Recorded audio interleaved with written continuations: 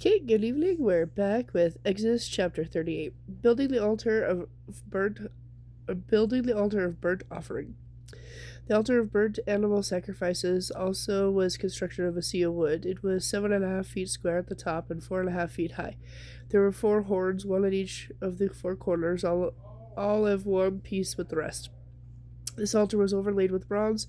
Then he made all the bronze utensils to be used with the altar: the ash, a bucket, shovels, basins, meat hooks, and fire pans. Next he made a bronze grating that rested on the ledge about halfway down into the firebox. 4 rings were cast for each of the grating to support the carrying poles. The carrying poles themselves were made of acacia wood and were overlaid with bronze. These poles were inserted into the rings at the side of the altar. The altar was hollow and was made from planks. Building the wash basin. The bronze wash basin and its bronze pedestal were cast from bronze mirrors donated by the women who served at the entrance of the tabernacle. Building of the courtyard. Then he constructed the courtyard. The south wall was 100 feet long. It consisted of curtains made of fine linen. There were 20 posts, each with its own bronze base, and there were silver hooks and rods to hold up the curtains. The north wall was also 150 feet long. The 20 bronze posts and bases and with silver hooks and rods. The west end was 75 feet. The walls were made from curtains supported by 10 posts and bases with silver hooks and rods. The east end was also 75 feet wide. The courtyard entrance was on the east side, flanked by 2 curtains. The curtain on the right side was 2.5 feet long and was supported by 3 posts set into 3 bases. The curtain on the left side was also 2.5 feet long and was supported by 3 posts set into 3 bases. All the curtains used in the courtyard walls were made of fine linen. Each post had a bronze base. All the hooks and rods were silver. The top of the posts were overlaid with silver, and the rods to hold up the curtains were solid silver. The curtain that covered the entrance to the courtyard was made of fine linen cloth and embroidered with blue, purple, and scarlet yarn. It was 30 feet long and 7.5 feet high.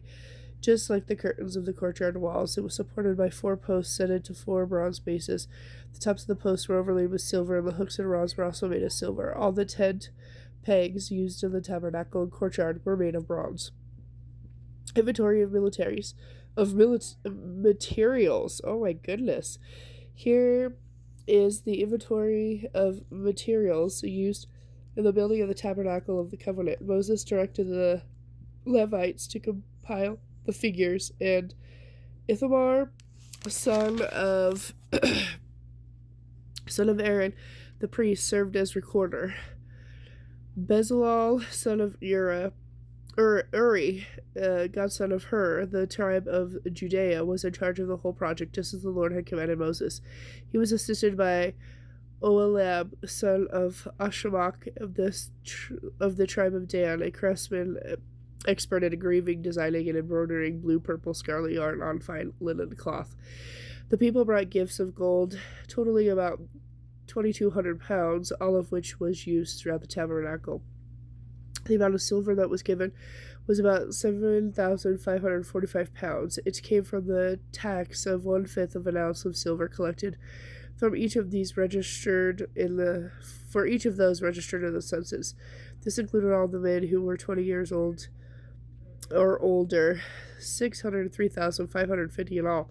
The 100 bases for the frames of the sanctuary walls for the posts supporting the inner curtain required 7,500 pounds of silver, about 75 pounds for each base. The rest of the silver, about 45 pounds, was used to make the rods and hooks to overlay the tops of the posts. The people also brought 5,310 pounds of bronze, which was used for casting the bases of the posts at the entrance of the tabernacle, and for the bronze altar with its bronze grating and altar utensils. Bronze was also used to make the bases of the posts that supported the curtains around the courtyard, the bases of the curtain at the entrance of the courtyard, and all the tent pegs used to hold the curtains of the courtyard in place. Exodus chapter 39. Clothing for the priests. For the priests, the craftsmen made beautiful garments of blue, purple, and scarlet cloth, clothing to be worn while administering in the holy place. This same cloth was used for Aaron's sacred garments, just as the Lord had commanded Moses. Making the ephod. was made from fine linen cloth and embroidered with gold thread, with purple, blue, and scarlet yarn.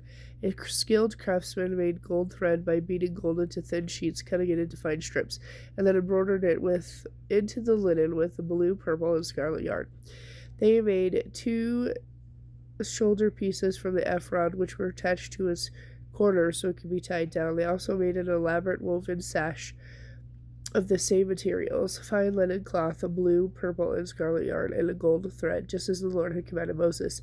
The 2 ox stones attached to the shoulder pieces of the ephod were set in the gold filigree. The stones were engraved with the names of the tribes of Israel, just as initials are engraved on a seal. These stones served as reminders to the Lord concerning the people of Israel. All this was done just as the Lord had commanded Moses. Making the chest piece. The chest piece was made in the same style as the ephod, crafted from fine leather cloth and embroidered with a gold thread in blue, purple, and scarlet yarn. It was doubled over to form a pouch 9 inches square. 4 rows of gemstones were set across it. In the first row was a red carnelian, sorry if I pronounced that wrong, a chrysolite, and an emerald. And in the second row were a turquoise, a saffron, and a white moonstone.